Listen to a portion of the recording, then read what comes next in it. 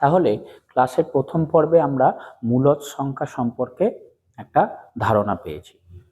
স্বাভাবিক সংখ্যা, অখণ্ড সংখ্যা, পূর্ণ সংখ্যা এবং মূলদ সংখ্যা সম্পর্কে আমরা ধারণা পেয়েছি। তাহলে এই যে বাস্তব সংখ্যার মধ্যে কি শুধু এইগুলোই আছে, আর কি কোনো সংখ্যা নেই? আছে, নিশ্চয়ই আছে। তাহলে যেই সংখ্যাগুলো আছে সেগুলোকে আমরা কি বলবো? না, এই যে আমরা মূলদ সংখ্যা অবধি পেলাম, এই মূলদ সংখ্যা ছাড়া আর যে যে সংখ্যাগুলো আছে সেগুলোকে আমরা কি বলি? অমূলদ সংখ্যা। অমূলদ সংখ্যা কাকে বলে? না, এটা ঠিক মূলদ সংখ্যার উল্টো। মূলদ সংখ্যায় আমরা কি বলেছিলাম? না, মূলদ সংখ্যায় আমরা বলেছিলাম যে যে সকল সংখ্যাকে পি বাই কিউ আকারে প্রকাশ করা যায় তাদের আমরা মূলদ সংখ্যা বলি, যেখানে পি আর কিউ যে কোনো পূর্ণ সংখ্যা এবং Q not equal to zero. তাহলে এখানে কিন্তু সেটার উল্টো। তাহলে অমূলদ সংখ্যা কাকে বলবো? যে সকল সংখ্যাকে পি বাই কিউ আকারে প্রকাশ করা যায় না, প্রকাশ করা যায় না, তাদের আমরা অমূলদ সংখ্যা বলবো। এখন এই সংখ্যাগুলো কিরকম আছে? না, ধরো √2, √3 যেগুলো কিনা পূর্ণবর্গ নয়, বা কিউব রুট অফ 5। এই কিউব রুট, এটা সম্বন্ধে ধারণা আমরা 2 নম্বর চ্যাপ্টারে আরো ভালো করে শিখবো। আমরা তো এগুলো বর্গরূপ জানি, বা আমরা ক্লাস 8এও পড়েছি ঘনমূল, ঘনফল, ঘনমূলের চ্যাপ্টারে আমরা পড়েছি এই কিউব রুট। এই কিউব রুটটা মানে কি? আলাদা করে দেখাচ্ছি। এটার মানে হচ্ছে 5 টু দি পাওয়ার 1/3। যেমন কিউব রুট অফ 8, এটার মানে কত? না, ঘনমূল 2। 8-এর ঘনমূল কত? 2। কিন্তু এই কিউব রুট অফ 5 এটার কিন্তু ঘনমূল যায় না। তাহলে এই ধরনের সংখ্যাগুলোকে আমরা কিন্তু মূলদ সংখ্যার আকারে, মানে পি বাই কিউ আকারে প্রকাশ করতে বা দশমিক আকারে প্রকাশ করতে পারবো না এই ধরনের সংখ্যাগুলোকে। ওই জন্য এই ধরনের সংখ্যাগুলোকে বলে অমূলদ সংখ্যা। আরেকটা কিরকম আছে? আর কোন? 0.12, 122, 1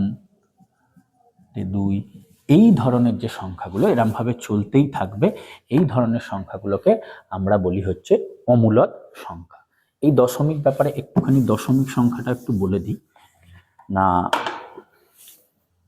যে দশমিক ভগ্নাংশ বা দশমিক সংখ্যা, দশমিক ভগ্নাংশ আমরা জানি না, দশমিক ভগ্নাংশ দু রকম হতে পারে। সসীম, মানে যেটা দশমিক বিন্দুর পরে দুটো ঘর হোক, তিনটে ঘর হোক গিয়ে থেমে যায়, সেটাকে বলে সসীম দশমিক। যেমন 0.3, 0.57, 0.198 এই সংখ্যাগুলো। আর অসীম দশমিক, অসীম মানে যেগুলোর চলতেই থাকে দশমিক, তাই তো? এইটাই যেমন একটা অসীম দশমিক। এটা ধর 0.232323 এই ধরনের যে সংখ্যাগুলো। এখন এই অসীম দশমিক আমরা একটু পরেও আরো বলবো ডিটেলস এটা। তো অসীম দশমিকগুলো অ্যাকচুয়ালি দু রকম হয়, ঠিক আছে? একটাকে বলে, একটা হয় অসীম আবৃত্ত। আবৃত্ত সংখ্যা আমরা ক্লাস 6-এ পড়েছি। আর একটা হচ্ছে অসীম অনাবৃত্ত। অসীম অনাবৃত্ত। এই যে সংখ্যাগুলো হচ্ছে অসীম অনাবৃত্ত, মানে এই সংখ্যাগুলো দশমিক বিন্দুর পর অসীম ঘর অবধি চলতে থাকবে, কিন্তু এবং সেটার কোনো মিলে থাকবে না। অসীম আবৃত্ত কোনগুলো? এইগুলো। এগুলোকে আমরা সেই পৌনঃপুনিক দশমিক হিসাবে লিখি। যেমন ধরো 0.3, এর মাথায় পৌনঃপুনিক সংখ্যা। এটার মানে কি? তার মানে হচ্ছে 0.3333 এগুলো চলতে থাকে, ঠিক আছে? 0.57 এর মাথা আবৃত্ত, এটা কি? 0.575757, ঠিক আছে? এইগুলো চলতে থাকবে। এই অসীম আবৃত্ত সংখ্যাগুলো কিন্তু মূলদ সংখ্যা। আমরা কিন্তু ক্লাস 6-এ এইগুলোকে ভগ্নাংশে পরিণত করা শিখেছি, বা ভগ্নাংশ থেকেই কিন্তু এইগুলো পাওয়া যেত, তাই তো? তাহলে এই ধরনের সংখ্যাগুলো কিন্তু আমরা মূলদ সংখ্যা বলে জানি, আমরা করব। এইগুলো কিন্তু মূলদ। কিন্তু এই সংখ্যাগুলো যেমন 0.10, 100, 100, হ্যাঁ, এইভাবে যদি রিপিট হয়, যেখানে কিন্তু কোনো মিলই খুঁজে পাওয়া যাচ্ছে না, তাহলে এইগুলোকে কিন্তু ভগ্নাংশ আকারে লেখা যায় না। এগুলোকে আমরা বলবো অসীম অনাবৃত্ত সংখ্যা। তো তাহলে অমূলদ সংখ্যা কাকে বলে? আর এইগুলো অমূলদ সংখ্যা হবে, যে সকল সংখ্যাকে পি বাই কিউ আকারে প্রকাশ করা যায় না, মানে এই ধরনের সংখ্যাগুলোকে, হ্যাঁ, বা এই ধরনের সংখ্যাগুলোকে আমরা ভগ্নাংশ আকারে প্রকাশ করতে পারবো না, আর এইগুলোকেও করতে পারবো না। ক্লাস 7-এও কিন্তু আমরা এই √2 এর 2 বা 3 স্থান অবধি দশমিকে বিস্তার করেছি এবং দেখেছি সেখানেও কিন্তু কোনোরকম মিল পাওয়া যাবে না, মানে সেগুলোকে ভগ্নাংশ আকারে প্রকাশ করা যাবে না, মানে ওগুলো অসীম আবৃত্ত সংখ্যা হয় না। ঠিক আছে, আবার আমাদের পরের অংশতেই আছে, এটা আমরা একটুখানি পড়ে নেব। আচ্ছা, এই ব্যাপারে বইটা একটু দেখে নাও, 7 নম্বর পাতায় কি বলছে। এই যে অমূলদ সংখ্যার ধারণা প্রথম কবে পাওয়া যায় না, গ্রিসের দার্শনিক ও গণিতজ্ঞ, পেজ নম্বর 7-এর তলায় দেখো, গ্রিসের দার্শনিক ও গণিতজ্ঞ পিথাগোরাসের অনুগামীরা প্রায় যীশুখ্রিস্টের 400 বছর আগে প্রথম এই অমূলদ সংখ্যার ধারণা দিয়েছিলেন। ঠিক আছে, আচ্ছা, এই সংখ্যা তাহলে আমরা যদি আরেকবার সংখ্যা রেখাটায় যাই, 0 1 2 3 -1 -2 -3। এখন এই সংখ্যা রেখা, এগুলো পূর্ণ সংখ্যা, পূর্ণ সংখ্যার ভেতরে অনেক ভেঙে ভেঙে আমরা মূলদ সংখ্যা পেয়েছি, তাই তো? তাহলে এই অমূলদ সংখ্যাগুলো কি এখানে নেই? না, অমূলদ সংখ্যাগুলোই আছে। এই যদি আমরা ভাবি 0.121 এই যে চলতে থাকছে, তার মানে কি আমরা এই 0 আর 1-এর মাঝখানে কোটি কোটি নাম্বার পাবো। সেরকমই এই নাম্বারটাকে যদি আমরা এরকম একটা ভাবি 2.357 357, যেটা কিনা একটা অসীম কিন্তু আবৃত্ত সংখ্যা, মানে আমরা এটাকে লিখতে 2.357, মানে তা কিন্তু এটা চলতেই থাকবে, অসংখ্য চলতে থাকবে। তাহলে এই যে সংখ্যাটা, এটা কোন সংখ্যা রেখার মধ্যে আমরা যদি বসাতে পারতাম, হ্যাঁ, তাহলে কি এটাই 2 আর 3-এর মাঝখানে আছে, হ্যাঁ। তাহলে এইভাবে দেখা যাচ্ছে যে এই সংখ্যা রেখার মধ্যে কিন্তু অসংখ্য কোটি কোটি বিন্দু আছে। মানে আমরা যদি এর একটা বিন্দু কাকে বলে তো আমরা কি জানি, যার দৈর্ঘ্য প্রস্থ উচ্চতা নেই, শুধু একটা জায়গা স্থান দখল করে আছে। তাহলে এই যদি আমরা বিন্দু ভাবি, এই বিন্দুটার কিন্তু কিছু না কিছু একটা মান হবে, সেটা অমূলদ হতে পারে, সেটা মূলদ হতে পারে। তাহলে এখান থেকে বিজ্ঞানী ক্যান্টর ও ডেডেকাইন একটা তথ্য দিয়েছিলেন, স্বতঃসিদ্ধান্ত একটা দিয়েছিলেন। কি স্বতঃসিদ্ধান্ত, যেটা বইয়ের 8 নম্বর পেজে দেখো না, কি বলছে না, প্রতিটি বাস্তব সংখ্যার জন্যই কিন্তু সংখ্যা রেখায় একটা জায়গা আছে। প্রত্যেকটা বাস্তব সংখ্যা, প্রত্যেকটা মূলদ সংখ্যার জন্য, প্রত্যেকটা অমূলদ সংখ্যার জন্য, প্রত্যেকের জন্যই কিন্তু বাস্তব সংখ্যা রেখায় একটা জায়গা আছে, এবং প্রত্যেকটা নাম্বারের জন্য আমরা বাস্তব সংখ্যা রেখায় একটা বিন্দু পাবো। তাহলে প্রতিটি বাস্তব সংখ্যার জন্যই সংখ্যা রেখায় একটি নির্দিষ্ট বিন্দু পাবো, অথবা অন্যভাবে বলতে পারি সংখ্যা রেখায় প্রতিটি বিন্দুর জন্যই আমরা একটি বাস্তব সংখ্যা পাবো। এই যে কথাটা, এই যে স্বতঃসিদ্ধান্তটা, এটা ক্যান্টর এবং ডেডেকাইন বলেছিলেন। ঠিক আছে, এটা তোমরা কিন্তু মনে রাখবে। 11-12-এ যারা সায়েন্স নিয়ে, ম্যাথ নিয়ে পড়বে, সেখানে কিন্তু এইটা ধারণাটা আবার কাজে লাগে। ঠিক আছে, এটা দেবে। আচ্ছা, এবার তাহলে আমরা আগের অংশে কি করেছি না, আগের অংশে আমরা মূলদ সংখ্যাকে সংখ্যা রেখায় বসানো শিখেছি। এবার আমরা অমূলদ সংখ্যাকে, বিশেষ করে এই √2 √3 এই ধরনের সংখ্যাগুলোকে, এই ধরনের অমূলদ সংখ্যাগুলোকে কিভাবে সংখ্যা রেখায় বসাবো সেটা শিখবো। এই অংশটা কিন্তু পরীক্ষার জন্য খুব ইম্পর্টেন্ট। এই একটা আঁকা কিন্তু দেয়। আমাদের নর্মালি ফার্স্ট ইউনিটে কোনো জ্যামিতির আঁকা নেই, সেটা আমরা 13 এবং 14 নম্বর চ্যাপ্টার আছে, যেটা সেকেন্ড ইউনিটে, মানে সম্পাদ্য অংশ যেটা বলি।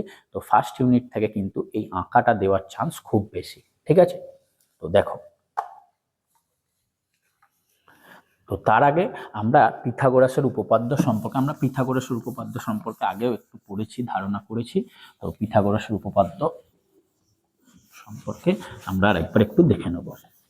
পিথাগোরাসের উপপাদ্য কি বলছে না, পিথাগোরাস উপপাদ্য, যেটা ক্লাস 10-এর 49 নম্বর উপপাদ্য, আমরা তখন প্রমাণ করব। হ্যাঁ, মাধ্যমিকে মাঝে মাঝে এটা দেয়, মাধ্যমিকে একটা খুব ইম্পর্টেন্ট উপপাদ্য হিসেবে প্রতি 2-3 বছর ছাড়াই কিন্তু পিথাগোরাসের উপপাদ্য একবার করে আসে সাধারণত। পিথাগোরাসের উপপাদ্য কি বলছে না, যদি আমরা একটা সমকোণী ত্রিভুজ নিই, আমরা একটা সমকোণী ত্রিভুজের অতিভুজের উপর অঙ্কিত বর্গক্ষেত্রের ক্ষেত্রফল অপর দুই বাহুর উপর অঙ্কিত বর্গক্ষেত্রের ক্ষেত্রফলের সমান। মানে আমরা এই সমকোণী ত্রিভুজের অতিভুজের উপর যদি একটা বর্গক্ষেত্র অঙ্কন করি, ত্রিভুজটা আর একটু ছোট করে,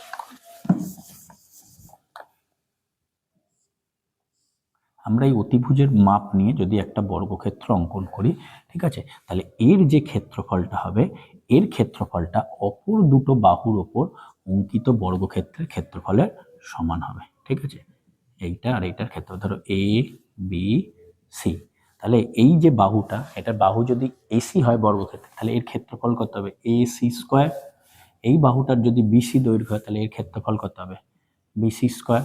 এই বাহুটা যদি এবি হয়, এর ক্ষেত্রফল কত হবে এবি স্কোয়ার। তাহলে পিথাগোরাসের উপপাদ্য কি বলছে না, এই অতিভুজের ওপর অঙ্কিত বর্গক্ষেত্রের ক্ষেত্রফল মানে এসি স্কোয়ার সমান AB square plus BC square হবে।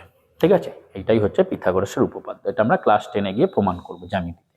যেমন একটা উদাহরণ দেখাচ্ছি, ধরো এটার মান 3, ভূমি উচ্চতা 4, আর এটা 5। দেখো মিলছে কিনা না, ভূমি স্কোয়ার 3 স্কোয়ার প্লাস 4 স্কোয়ার সমান কত হবে 9 প্লাস 16 সমান 25, আর 5 স্কোয়ার সমানও কত হয় 25, তাই তো। তাহলে 3 স্কোয়ার প্লাস 4 স্কোয়ার সমান 5 স্কোয়ার হয়। তো এইটা হচ্ছে আমাদের পিথাগোরাসের উপপাদ্য। এখন এই পিথাগোরাসের উপপাদ্য কাজে লাগিয়েই আমরা এই √2, √3, √5, √7 এইগুলোকে সংখ্যা রেখায় বসাবো। √2, √3, √5, √6, √7 এই সংখ্যাগুলোকে কিন্তু আমরা সংখ্যা রেখায় বসানো শিখব। ঠিক আছে, তো কিভাবে করবো দেখো। √2, প্রথম √2টা দেখাচ্ছি না। √2 এই নাম্বারটাকে সবসময় আমরা কি করবো, এই পিথাগোরাসের যেটা দেখলাম অতিভুজ স্কোয়ার সমান ভূমি স্কোয়ার প্লাস লম্ব স্কোয়ার। তাহলে অতিভুজ সমান কত হবে, মানে এই যে ছবিটা, এই অতিভুজ সমান কত হবে, আমরা যদি এটা বর্গমূল করি তাহলে এদিকেও বর্গমূল হবে √ওভার ভূমি স্কোয়ার প্লাস লম্ব স্কোয়ার। ঠিক আছে, √ওভার ভূমি স্কোয়ার প্লাস লম্ব স্কোয়ার। ঠিক আছে, আচ্ছা, তো এই যে √2, তাহলে √2টাকে আমরা দুটো সংখ্যার যোগফল আকারে ভেঙে নেব। সবসময় আমরা চেষ্টা করব 1 প্লাস বাকি অংশটা। তাহলে √2, এই 2কে আমরা কি লিখতে পারি 1 প্লাস 1 এই আকারে লিখতে পারি। এখন 1-এর বর্গ আমরা কত জানি 1, তাহলে আমরা এটাকে লিখতে পারি 1-এর স্কোয়ার প্লাস 1-এর স্কোয়ার। ঠিক আছে, তাহলে √2 সমান হচ্ছে 1-এর স্কোয়ার প্লাস 1-এর স্কোয়ার। এখন এই যে মাপটা, এই পিথাগোরাসের যে সূত্রটা, এটা যদি আমরা কাজে লাগাই, তাহলে আমরা যদি এমন একটা সমকোণী ত্রিভুজ সংখ্যা রেখায় আঁকি যার ভূমি 1 একক হবে এবং উচ্চতা 1 একক হবে, এই কোণটা 90 ডিগ্রি হবে, তাহলে তারপর আমরা এই ভূমি আর এই দুটো বিন্দুকে যদি যোগ করে দিই যে অতিভুজ পাবো, তাহলে তার মানে আমরা কত পাবো √2 পাবো, তাই তো। কারণ √2 সমান এইটা স্কোয়ার প্লাস এটা স্কোয়ার 1 স্কোয়ার। তাহলে এইটাই কাজে লাগিয়ে, এই তথ্যটা বা এই কনসেপ্টটা কাজে লাগিয়ে আমরা কিন্তু সংখ্যা রেখায় √2কে বসাতে পারবো। তাহলে কিভাবে বসাবো দেখো, প্রথমে সংখ্যা রেখা টেনে নেব, 0 -1 1 তলায় দিই 2 3। ঠিক আছে, তাহলে এই ত্রিভুজটা শুধু একটু ঘুরিয়ে ভাববে, মানে এইভাবে ভাববে। ঠিক আছে, আমরা যদি নেগেটিভ দিকে করি এইভাবে ভাববো, আর যদি আমরা সংখ্যা রেখার পজিটিভ দিকে করি, ধনাত্মক দিকে করি, এইভাবে ভাববো। তাহলে দেখো আমরা তাহলে এমন একটা ত্রিভুজ করব সমকোণী যার ভূমি 1 হবে, উচ্চতা 1 হবে। ঠিক আছে, তাহলে আমরা এই যে সংখ্যা রেখা এঁকেছি, সংখ্যা রেখা এটা হচ্ছে আমাদের ভূমিটা আমরা 1 একক নিয়ে নিলাম। এখানে কিন্তু প্রত্যেকটা দৈর্ঘ্য যেন সমান থাকে, স্কেল বসিয়ে 2 সেন্টিমিটারের জন্য 1 ঘর বা 3 সেন্টিমিটারের জন্য 1 ঘর তোমরা নিতে পারো, প্রত্যেকটা দৈর্ঘ্য যেন সমান থাকে, এটা খেয়াল রাখবে। তাহলে আমরা ভূমিটা 1 একক নিচ্ছি। ঠিক আছে, এবার আমরা কি করব, এখানে আমাদের একটা 90 ডিগ্রি চাই, তাহলে 90 ডিগ্রিটা আমরা চাঁদা দিয়েও করতে পারি, আমরা কম্পাস দিয়েও করতে পারি। তোমরা তোমাদের স্কুলের স্যার বা ম্যাডামদের জিজ্ঞেস করে দেবে যে এই যে 90 ডিগ্রিটা করতে হবে, এটা চাঁদা দিয়ে করতে হবে না কম্পাস দিয়ে করতে হবে। ঠিক আছে, আমি এখন কম্পাস দিয়ে ব্যাপারটা দেখাই। তাহলে এখান থেকে আমরা 90 ডিগ্রি করলে কি করি, প্রথমে একটা বৃত্তচাপ কাটি, সেই এই বিন্দুতে বসি, সেই একই মাপ নিয়ে এখান থেকে প্রথম বৃত্তচাপ, তারপর এখান থেকে দ্বিতীয়, তারপর ওই মাপ নিয়ে এখানে একটা, এই বিন্দুতে বসে এখানে একটা, এইভাবে আমরা 90 ডিগ্রি করে নিই। তাহলে এখান থেকে আমরা এটা বাড়িয়ে দিলাম, হয়ে গেল আমাদের এই বিন্দুতে 90 ডিগ্রি, এই 90 ডিগ্রিটা হয়ে গেল।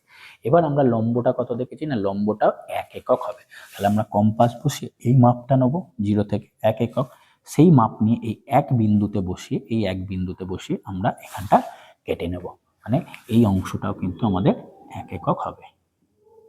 ঠিক আছে, এই অংশটা আমাদের 1 একক হবে। এক একক করে নেওয়ার পর এবার তাহলে আমরা এই বিন্দু আর এই বিন্দু জুড়ে দেবো, মানে আমরা এখান থেকে 0 থেকে এইটা জুড়ে দিলাম। তাহলে এই যে অতিভুজটা পেলাম এটার মানই হয়ে গেল আমাদের √2। বোঝা গেল? আচ্ছা, এবার আমাদের তো সংখ্যা রেখায় বসাতে হবে √2। তাহলে কি করব, আমরা কম্পাস দিয়ে এইখানে কাঁটা 0-তে কাঁটা ঠেকিয়ে পেন্সিলটাকে এখানে নিয়ে এই একটা বৃত্তচাপ করব। এখান থেকে আমরা এরকম একটা বৃত্তচাপ এই সংখ্যা রেখার মধ্যে টেনে নেব। এই সংখ্যা রেখার ওপর টেনে নেওয়ার পরে এই সংখ্যা রেখাটা যে বিন্দুতে টেচ করলো এটাই হয়ে গেল আমাদের সংখ্যা রেখায় √2 মান। তাহলে পি বিন্দু স্থানাঙ্কই হয়ে গেল আমাদের সংখ্যা রেখায় √2। ঠিক আছে, এইভাবে আমরা পিথাগোরাসের উপপাদ্য কাজে লাগিয়ে সংখ্যা রেখায় √2 করতে পারবো। এবার আসি তাহলে √3। √3টা কি?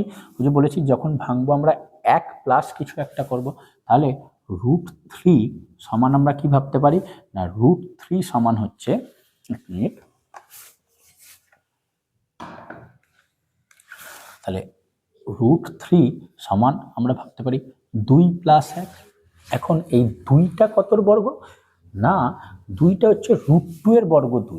তাহলে আমরা এখানে লিখব √2 তার বর্গ প্লাস 1 এর বর্গ।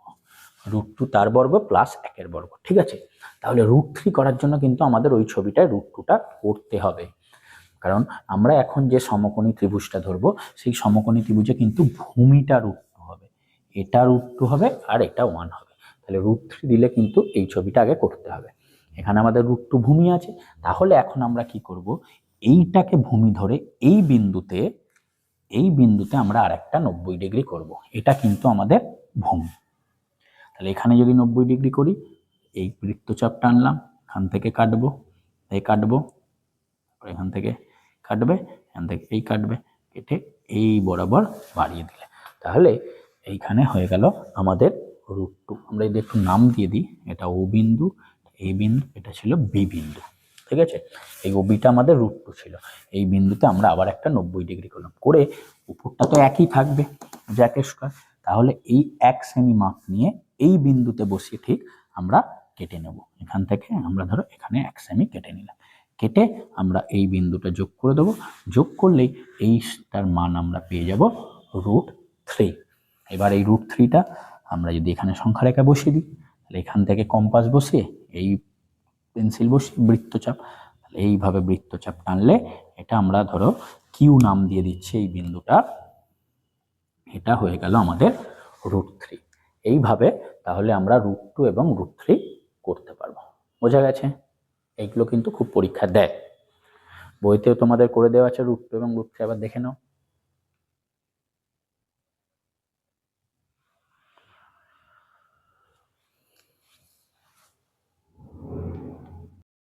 তাহলে দেখো, এবার আমরা √5, √6 আর √7 করব।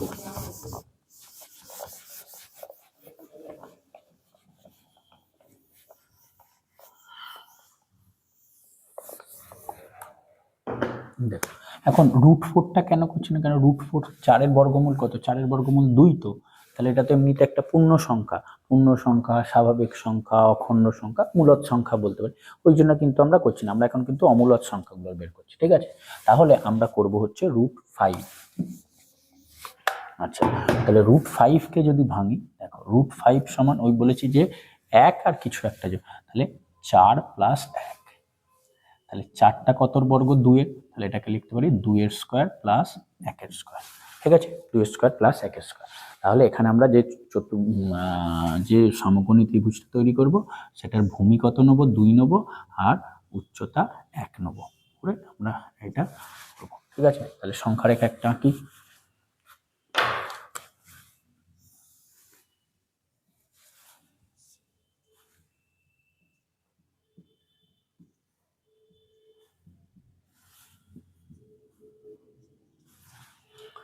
তাহলে আমরা কি বললাম, ভূমি 2 একক নেব, তাহলে এখানে আমরা 2 একক নিচ্ছি, এখান থেকে এতটা 2 একক।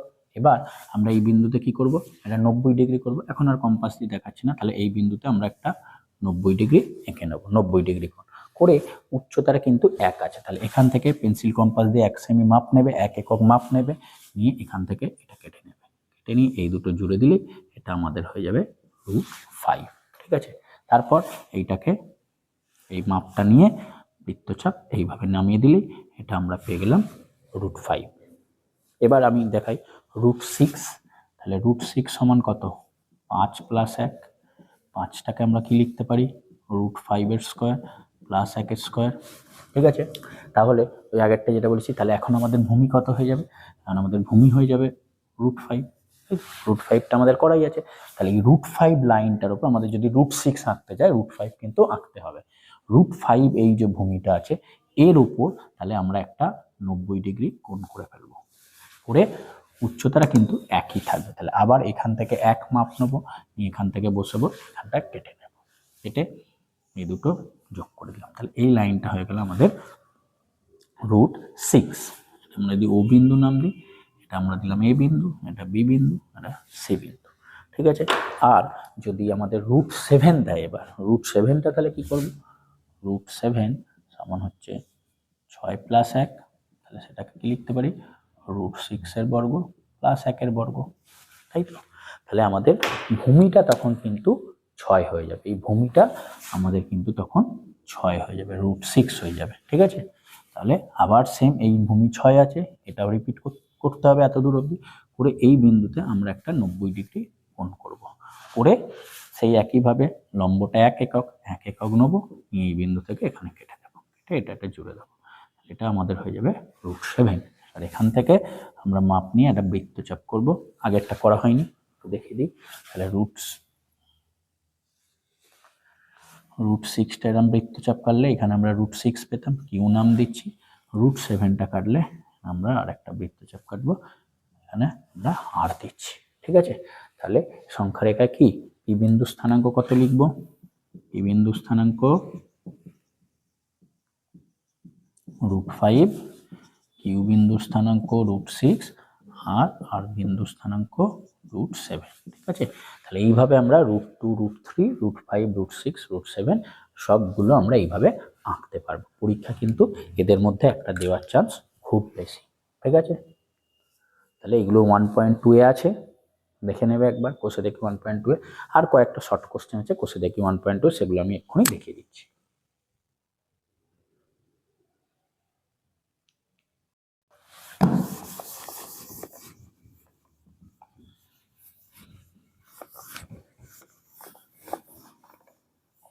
আচ্ছা, তাহলে অমূলদ সংখ্যার ব্যাপারে আগে কয়েকটা কথা বলি। তাহলে দেখো, আমরা আগে মূলদ সংখ্যার যোগ বিয়োগ গুণ ভাগ করলে কি হয় সেটা শিখেছি। অমূলদ সংখ্যার ক্ষেত্রে কি, দুটো যদি অমূলদ সংখ্যা আমরা যোগ করি, ধরো √5 + √6 করলাম, তাহলে এটার কিন্তু যোগ হয় না। এখন এইটা যোগ হয় কি হয় না, সেগুলো কিভাবে হিসাব করতে হয়, যোগ বিয়োগ, সেগুলো আমরা পরে শিখবো। ঠিক আছে, তো এইটা কিন্তু এরকম হয়, কিন্তু এটার যোগফল, তাহলে এইটাকে আমরা একটা অমূলদ সংখ্যায় বলি। কিন্তু যদি আমরা এরকম যোগ করতাম √5 প্লাস মাইনাস দিয়ে √5, মানে একই সংখ্যা কিন্তু একটা মাইনাসে একটা প্লাস আছে, তাহলে কি 0 পেতাম। 0টা একটা মূলদ সংখ্যা, তাহলে কি দেখা যাচ্ছে, দুটি অমূলদ সংখ্যার যোগফল কখনো অমূলদ হচ্ছে, কখনো মূলদ সংখ্যা হচ্ছে। ঠিক আছে, এইগুলোর যোগফল কিভাবে করতে, সেটা আবার এখানেও খুব একটা বেশি নেই, আমাদের মেনলি এটা ক্লাস 10-এ আছে, দ্বিঘাত করণী অধ্যায়। ঠিক আছে, তখন আমরা আরো ভালো করে শিখবো। তো কিন্তু এখানে এখন দেখো, তাহলে এই দুটোকে আমরা যখন যোগ করছি, দুটো একই সংখ্যা কিন্তু একটা ধনাত্মক একটা ঋণাত্মক, তখন কিন্তু আমরা 0 পাচ্ছি, যেটা কিন্তু একটা মূলদ সংখ্যা। তাহলে আমরা দেখছি কখনো যোগফল মূলদ হতে পারে, কখনো অমূলদ হতে পারে, তাহলে সর্বদা হবে না। একইভাবে বিয়োগটাও কিন্তু তাই, আমরা যদি √5 - √5 করি 0 পাবো, তাহলে সেক্ষেত্রেও কিন্তু, আর আমরা যদি √5 - √6 করি, এটা এরকমই থাকতো, তখন অমূলদ পেতাম, কিন্তু এটা মূলদ পাচ্ছি। একইভাবে গুণেও তাই, আমরা যদি √5 × √6 করি, তাহলে রুটের ভেতর 5 × 6 ঢুকে √30 হবে। কিন্তু যদি আমরা √5 × √5 করি, তাহলে রুটের ভেতর 5 × 5, এই দুটোর জন্য একটা বেরিয়ে 5, সেটা মূলদ সংখ্যা পাই। তাহলে দুটো মূলদ সংখ্যার গুণফলও কিন্তু সর্বদা মূলদ সংখ্যা হয় না। যোগ বিয়োগ গুণ ভাগও সেরকম, আমরা যদি √5 / √6 করি, তাহলে এটা পাবো 5/6, কিন্তু √5 / √5 করলে কাটাকুটি করে আমরা 1 পাবো, যেটা কিনা মূলদ। ঠিক আছে, তাহলে দেখা যাচ্ছে অমূলদের ক্ষেত্রে কিন্তু দুটো অমূলদ সংখ্যার যোগফল সর্বদা অমূলদ সংখ্যা নয়, দুটি অমূলদ সংখ্যার বিয়োগফলও সর্বদা অমূলদ সংখ্যা নয়। একইভাবে গুণ ও ভাগ কোনোটাই কিন্তু সর্বদা অমূলদ সংখ্যা হয় না, কখনো মূলদ হয় কখনো অমূলদ হয়। ঠিক আছে, তাহলে কোষে দেখি সত্য মিথ্যাগুলো মিলিয়ে নাও না। একের যেটা কোষে দেখি 1.2 এর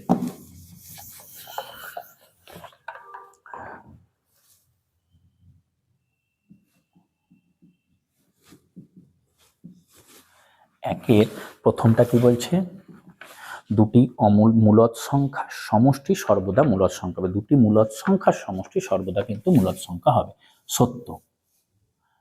দুইটা কি বলছে, দুটি অমূলদ সংখ্যার সমষ্টি সর্বদা অমূলদ সংখ্যা হবে না, এটা কিন্তু মিথ্যা, হবে না, আমরা এই দেখলাম। 3 নম্বর, দুটি মূলদ সংখ্যার গুণফল সর্বদা মূলদ সংখ্যা হয়, তাহলে ঠিক, ট্রু।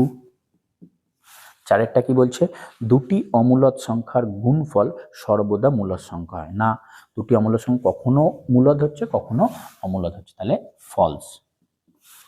5টা, প্রতিটি মূলদ সংখ্যাই কিন্তু বাস্তব সংখ্যা, হ্যাঁ প্রতিটি মূলদ সংখ্যাই বাস্তব সংখ্যা, মূলদ অমূলদ সবাই বাস্তব সংখ্যা, এটা ট্রু।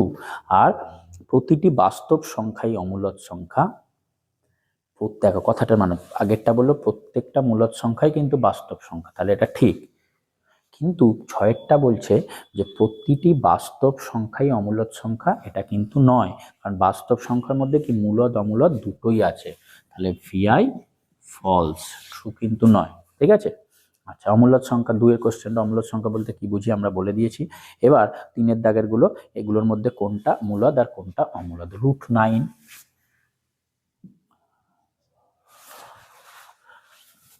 √9 এটা কি মূলদ, কারণ এর মান তো 3, তাই তো। তাহলে এইভাবে এইগুলো দেখে নেবে। √225 এটার মান কত, 225 এর বর্গমূল 15, তাহলে এটাও মূলদ। আচ্ছা √7 অমূলদ। ঠিক আছে, এইভাবে কোনগুলো মূলদ কোনগুলো অমূলদ তোমরা করে নেবে। ঠিক আছে, আচ্ছা যেমন আচ্ছা আরেকটা দেখে নিই, -√81, মানে এটা কিন্তু মাইনাস নয়, এটাও কিন্তু মূলদই হবে। ঠিক আছে, তাহলে কোষে দেখি 1.2 কিন্তু মোটামুটি হয়ে গেল, বাকিগুলো আমরা কিভাবে আঁকতে হয় দেখে নিয়েছি। ঠিক আছে, পরের দিন তাহলে আমরা কোষে দেখি 1.3 করব।